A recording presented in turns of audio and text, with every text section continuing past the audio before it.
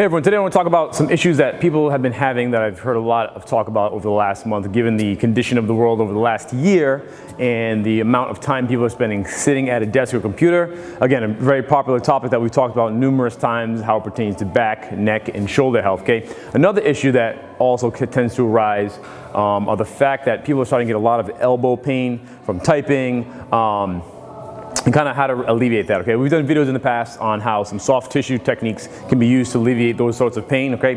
One other thing that you may not be think that is contributing to your shoulder pain, your elbow pain, okay? Particularly the inside of the elbow, what's commonly known as golfer's elbow, okay?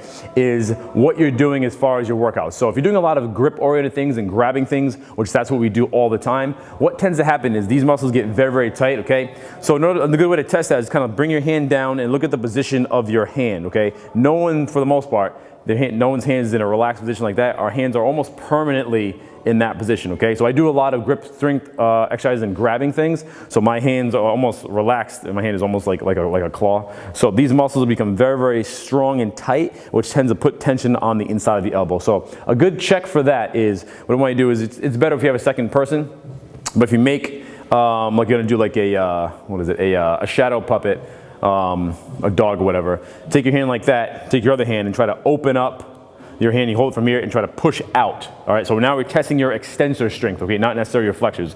Your extensors tend to be very, very weak, okay? And when they become weak, you know, the tension here becomes a little more increased, okay? So if you felt a little bit of tension there, that indicates to me that your extensor strength is not entirely great, okay? So if you're doing a lot of pulling movements, a good substitution to kind of help with your extensor strength, Sean St. Onge talked about this as far as doing a cuff row, okay? So if you hold a band, one of these like so, or even one with the handle, it might be a little pressure on the wrist, and extend out. So now I'm flexing these muscles from here, the extenders that open up my hand, and I'm rowing from there, and you're gonna get different sensations. So right now I feel, even though I'm not actively flexing, that static flexion of those, engaging of those muscles is really forcing me to work on that strength. Another thing to do is if you have a elastic band, I have a hair tie, unfortunately I don't have a great elastic band on hand, is if you just simply, while you're at home doing things, keeping this elbow relaxed, you don't want to be flexed,